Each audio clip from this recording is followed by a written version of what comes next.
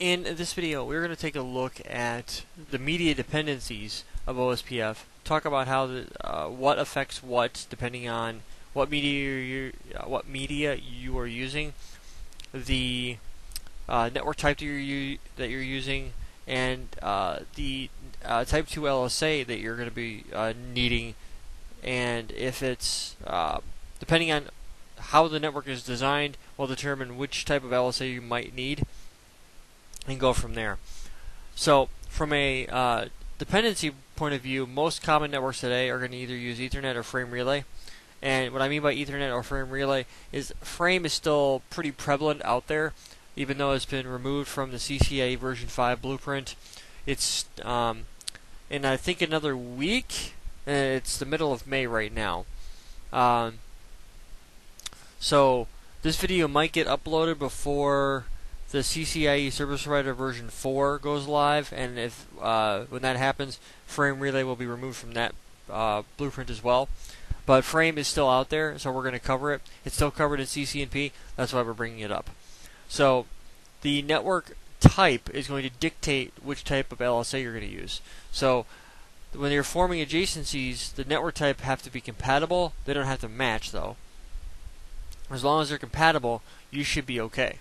And we'll talk about how that would come into play later on. But the network types we have are broadcast and non-broadcast, point-to-point, point-to-multipoint, point-to-multipoint non-broadcast, and loopback.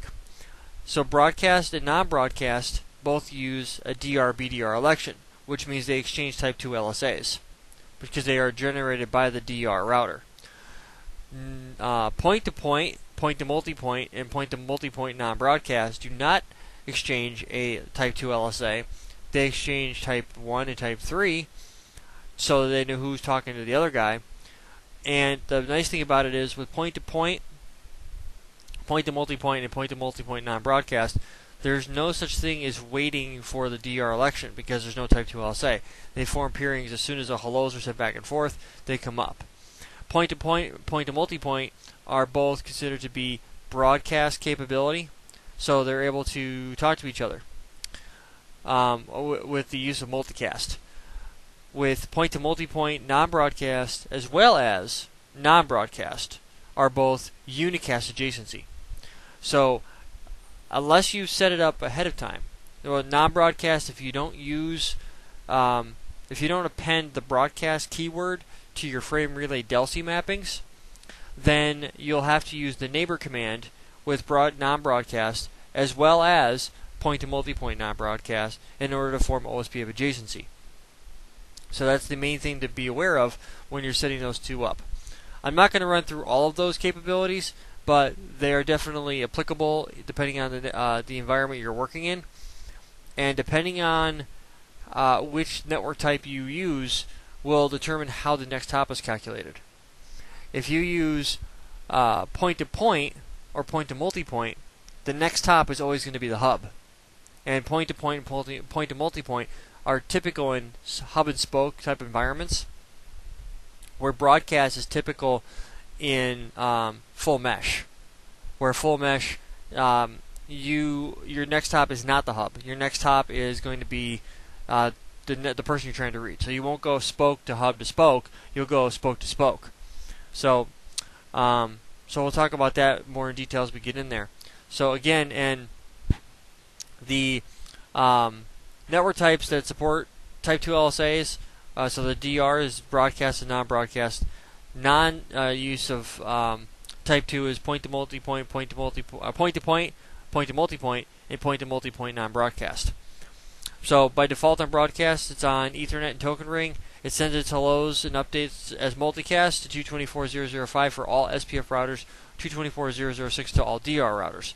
It uses DR and BDR election, and that guy uses a type 2 LSA. Eventually, you'll start to map what routers use which LSAs, and I'll keep bringing it up over and over and over again, so hopefully that will help you map LSA type to network type to understand how everything gets pulled together.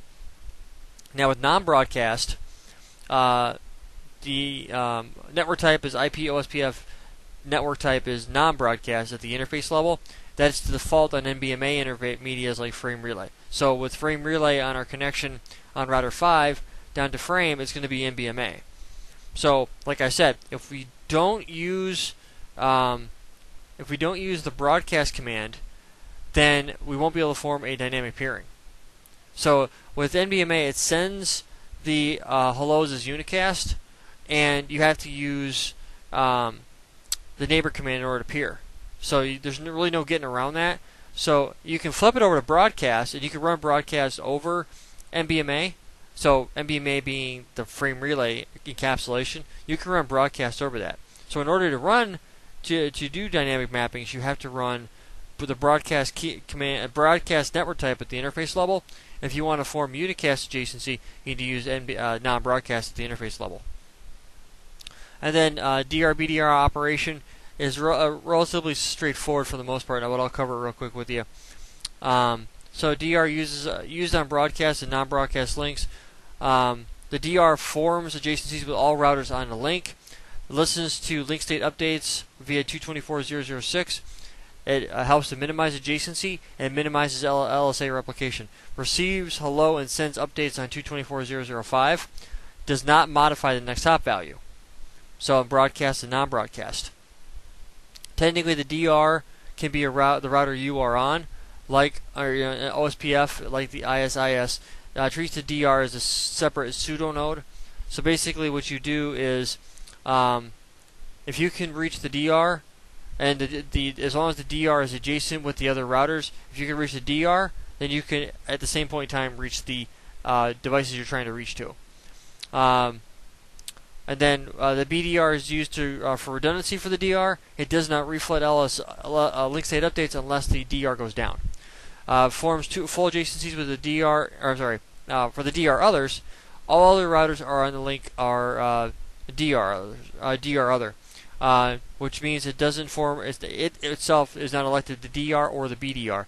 It forms a full adjacency with the DR and the BDR, and it stops a two-way adjacency with each other. So it means any DR other routers that form a peering with each other, they stop a two-way.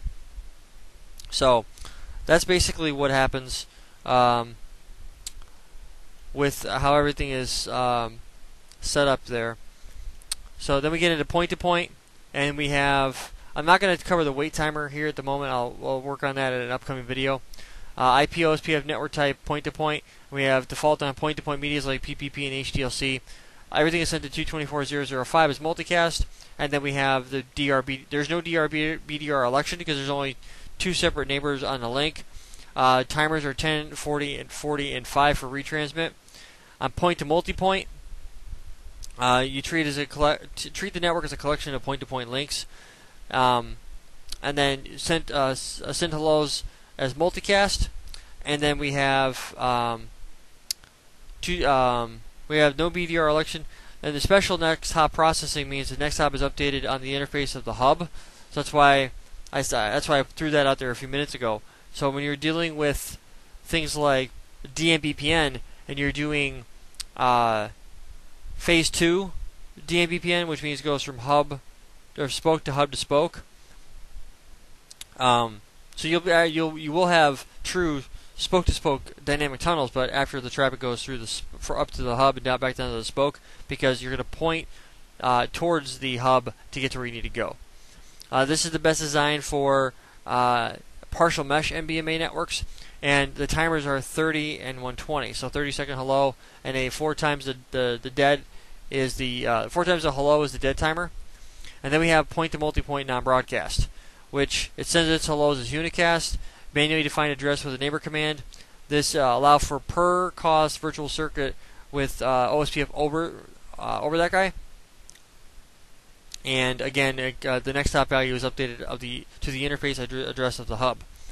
So what we're going to do now is we're going to take a look at our topology, and let me see if I can back some of this stuff out of here.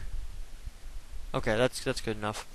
What we're going to take a look at now is we are going to go in here and we are going to set up our peerings here on 2, 3, 4, and 5, and then over here across these links. So if we pull up our guy here, and I go to router 5, go to router 5, we're going to exit out of here, and if we type in do show IP OSPF interface serial 2/1, got an extra letter in there that I don't need. Oh, okay. But it should be the encapsulation wants to show show IP interface.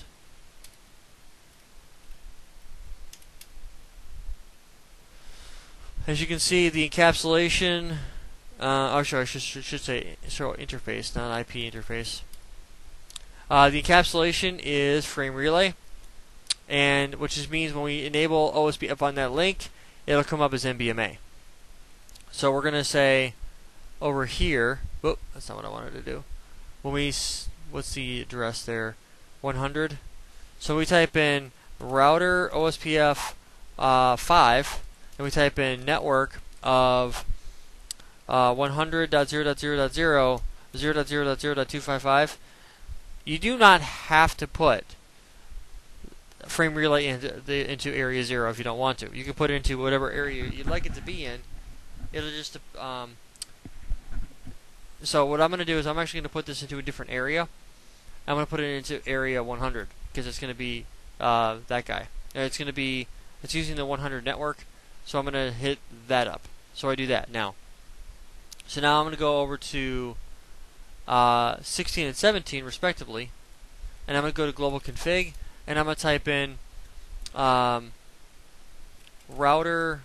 OSPF 1 network of 10.0.0.0 100.0, sorry 0.0.0.255 area 100, and that's going to match on both 16 and 17 in order for it to appear. So global config router OSPF 1 network of 100.0.0.0 0.0.255 area 100. Okay, we've got that. Now let's go back over to router 5 and do show IP OSPF interface brief. We're running it on here, but if we look here, we're looking for the wait timer, and if we type in do show, let's take this interface serial 2/1, we're setting up as non-broadcast, and we're in the state of wait. So we have to wait. We have to wait 2 minutes. Now is that cool or what? Now the reason why it's coming up as this time is because it's coming up as non-broadcast, and it's coming up as point-to-multipoint, or it's non-broadcast, and the timers are 30 and 120. So that means it's going to wait 2 minutes before it actually comes up. So is that cool, or would you like me to speed that thing up a little bit? So basically what we're going to do is we're going to type in point-to-multipoint, and we're going to type in interface serial 2/1, type in IP OSPF network is point-to-multipoint. And now if I hit this again, now it's point-to-multipoint, and now it's 30 and 120. Now if we go over to router 16 and we type in do show IP OSPF interface brief, we are non-broadcast. Now that won't work. Why is that? Well, it's because of the fact that it's actually waiting on a DR to be formed. And there it goes. It actually came up. And we type in do show IP OSPF database. We have a database. Do show IP route though. We have no routes. And the reason for that is because we have a mismatched network type. So what I'm going to do here is I type in interface serial 1/0, type in IP OSPF network type, and actually let me do a debug real quick. Debug IP OSPF packet, and I'm going to say actually debug OSPF SPF and rib global and flood. Alright, so now I'm going to go to config T, type in interface serial 1/0. I'm going to type in IP OSPF network type is point-to-multipoint. I'm going to hit enter. Now by doing that, I get a whole bunch of information. So it's reflooding the LSAs, and you can tell that by the flood keyword. Now it's running SPF on those, and we see grib getting installed, and everything looks good. So we're getting routes that are being advertised in. We're going through the external and internal and making sure everything's good to go. We're going to go type in do show IP OSPF database. So now we have a network links. We have the network, which is going to be, in our case, is going to be the DR. There is a DR here, even though we don't need one, because that's the fact that 17 here is thinking that he is he's running MDMA or non-broadcast, and then we have our summary type 3 LSAs. So here's the true test. Do show IP route. Do you think there will be any routes in the routing table? My vote is yes. And there are. And they're inter-area routes. Now let's go over to router 17 and do the exact same thing. I'm going to jump out of here. I'm going to do a show IP OSPF database. There's our routes. Show IP route. Nada. Because it's a network type mismatch. We're going to go to when we go to global config, change that over, because now you've seen how SPF will run, and I'll break down how things worked a minute ago here in a minute. I'm going to type interface serial 1/0 and type in IP OSPF network type is point-to-multipoint. Okay, that's going to flip it over. It's going to take them down, and then momentarily we should form an adjacency. And now we can modify the hello timers to be whatever we'd like, and that should work out just fine. But in our case, I'm not sure if I really want to do that, but there it goes. So we're up. We have a connection to 5 and to 16. So do show IP OSPF database. There's our database. Notice how we lost something though. We no longer have a type 3 LSA. We go to 16, and now we're learning all those routes in from 17 now. We're going to hit enter. Notice we don't have it in there anymore. There's no network. There's no network summary. There's no type 2 LSA. We just have summary network link state, which is a type 3. We go to 17. Do show IP route. That's a true test, and we do have it. We have those connections. What I'm going to do now is I'm going to go into router 16. I'm going to type in do show. Actually, I'm going to type in router OSPF 1. Type in network of 10.255.0.0, 0.0.255.255 area 100. I'm going to go over to that's going to flood. It's sending a triggered update, and I'm going to go over to 17 now, and I'm going to go type in I'm going to do a router OSPF 1, but I'm going to type in network of 10.255.0.0, 0.0.255.255 area 100, and now I'm going to type in do show IP route, and now I should have appearing to 16, but notice what it isn't. It's not an inter-area route, it's an intra-area route. So if I type in do show IP OSPF database, I'm going to see this guy is a type 1 LSA, and everything in area 0, or to get to router 5, as a type 3 LSA. Notice the advertising router. Advertising router is router 5 no matter what we do. So if we wanted to get to router 1's loopback of 100, router 3's loopback of 100.113, we'd have to type in this link ID and type in do show IP OSPF database for the summary of this link, and we have to forward to a type 3 LSA, which is telling us the summary, and the advertising router is router 5. So we have to recurse to a type 3 LSA in order to get to a type 1 LSA. So that's networks. Remember, summary network number is going to be router is going to be a type 3 LSA advertised by router 5 to us. So that explains how all that breaks down. So now that we've gotten that piece out of the way, and we've gotten frame relay configured with OSPF, now we're going to go over to these guys right here. We're going to go to 3 2, 3, 4, and 5, and get this peering up. And then we're going to start getting into some of the more interesting things. So I'm going to go to router 3. I'm going to go to global config. Config T.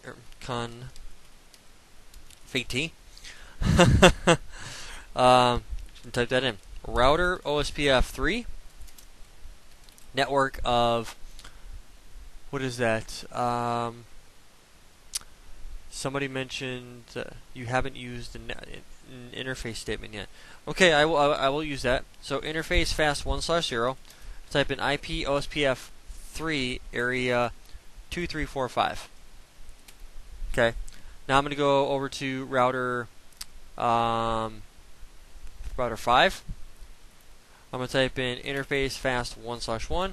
Type in IP OSPF 5 area 2345. I'm going to go over to router 2. I'm going to go to global config. I'm going to type in router OSPF 2 network of, actually let me do a quick do show IP interface brief.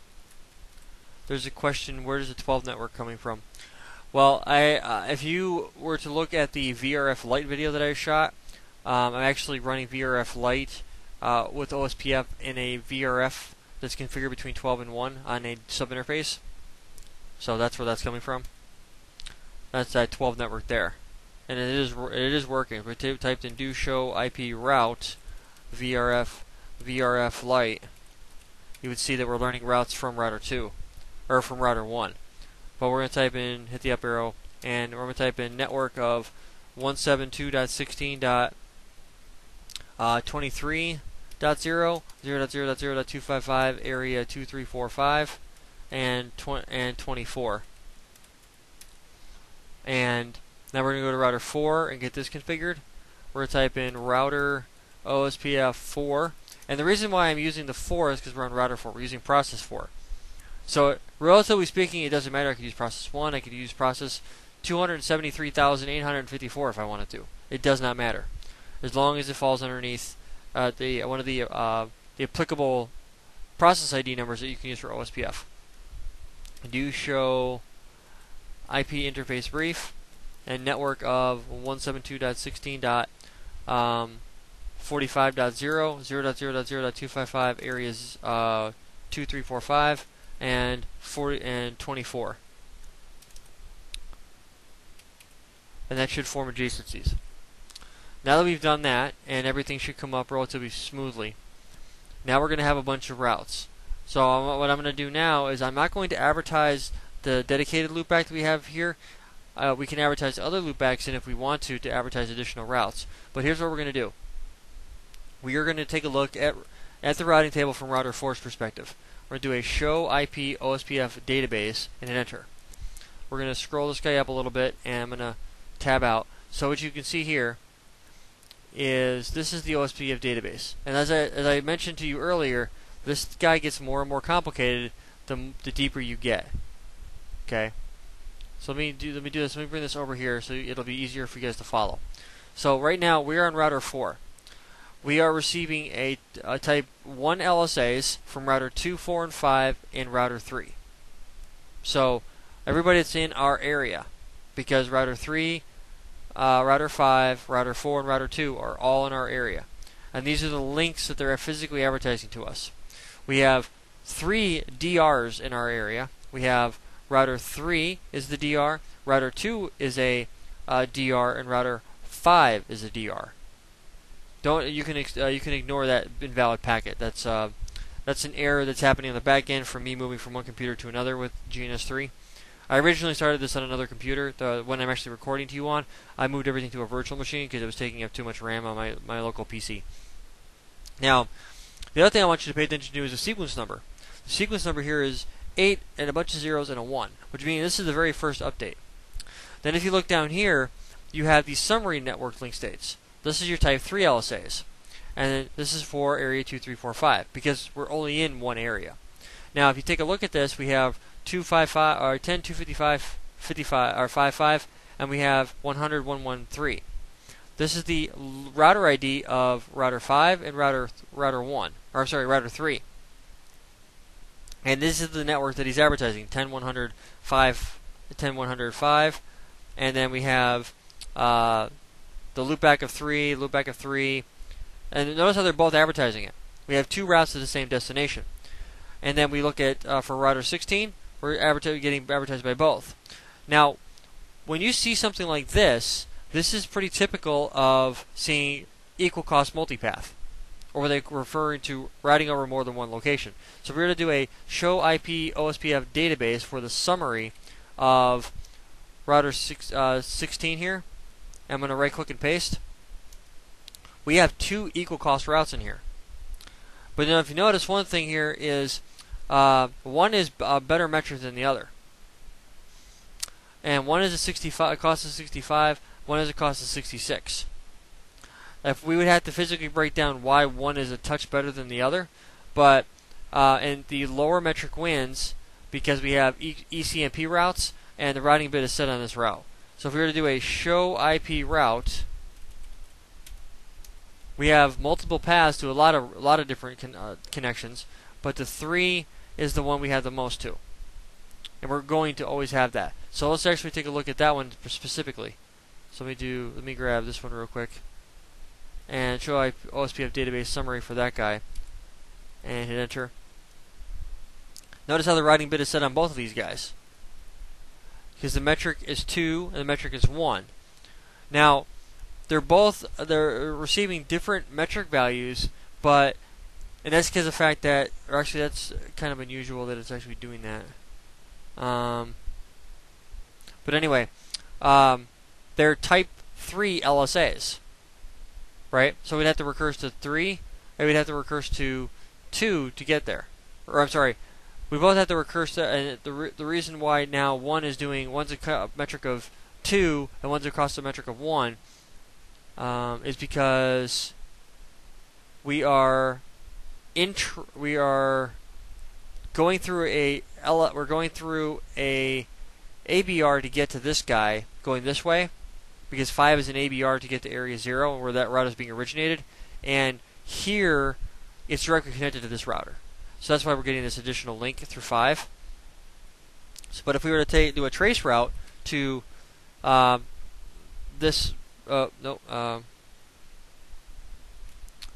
trace route to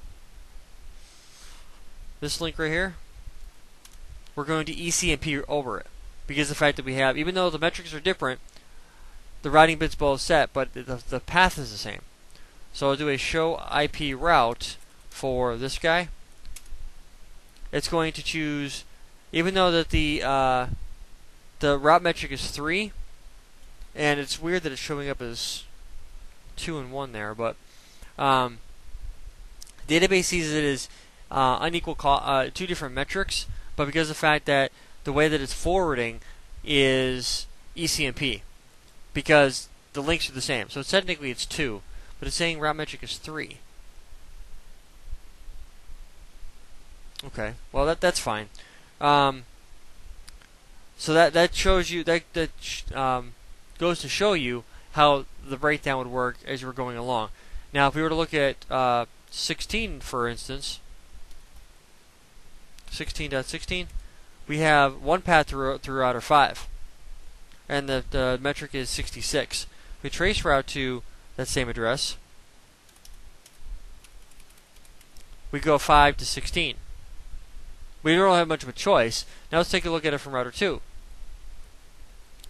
Show IP OSPF database.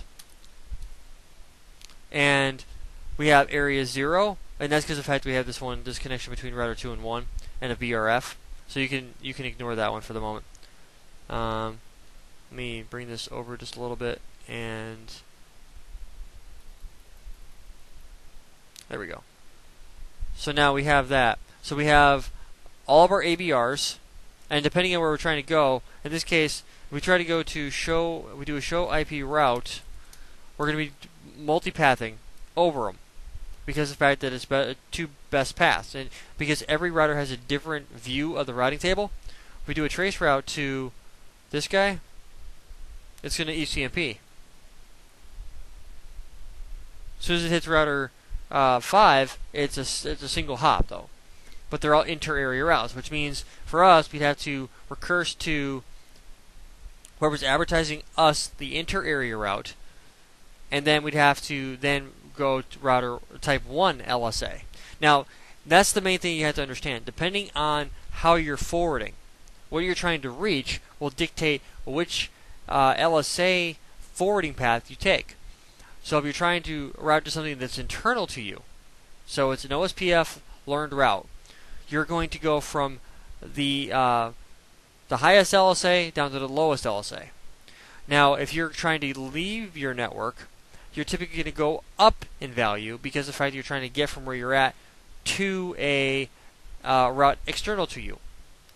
So if you're trying to reach a Type 5 LSA, you're going to recurse to the ASBR and then to the Type 5 LSA.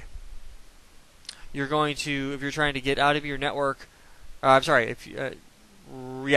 you're trying to leave your area to go to another area to reach the external route, it's going to be Type 3 LSA lookup to reach the ABR, Type 4 LSA from the ABR to the ASBR, and a Type 5 LSA lookup when you get to the ASBR advertising the external route to get out of off the network. So if you're trying to leave the network, you're going to go up in your lookup. If you're trying to go somewhere inside your network, you're going to go down in value, which means you might be at an ABR and you're trying to go Type 3, Type 3, Type 3 to external, or to router 1.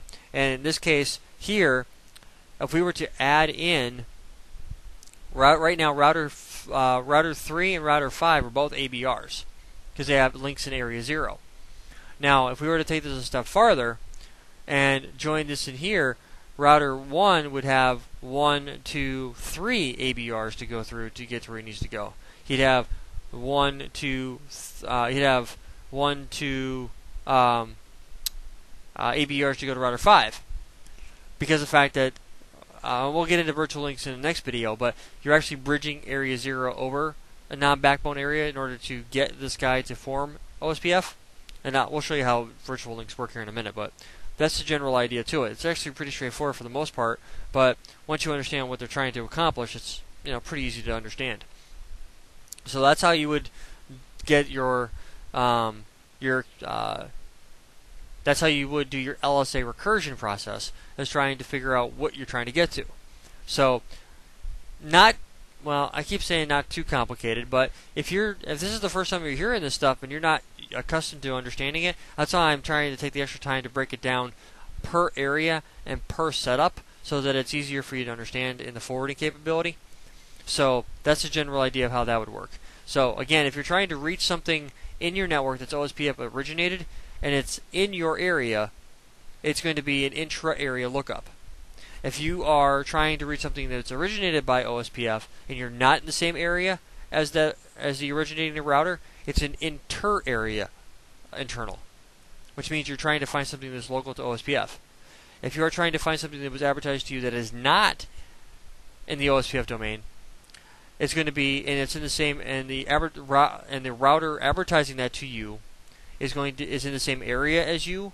It's what they call as an intra-area external. If you are trying to reach a route that is not being originated in OSPF, so it's being redistributed into OSPF, and it's in a different area than what you're in, you're going to be recursing to a inter-area external. So you're going to go Type 3 to Type 4 to Type 5.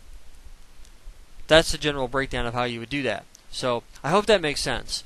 So once you break down everything and go about it, it's relatively straightforward once you understand how everything works. But it's getting that fundamental understanding down that I see a lot of people struggle with. So that is pretty much all we're going to be covering in this video. We'll be getting into some more interesting designs as we go along, and I hope that you guys are sticking around and watching the videos, because I think there's a lot of really good material in these, and it could definitely benefit somebody if they're trying to understand how OSPF works. So in the next video, we're going to talk about virtual links and how to bridge area 0 over a non-backbone area and how that would actually work. I hope this has been informative for you, and I'd like to thank you for viewing.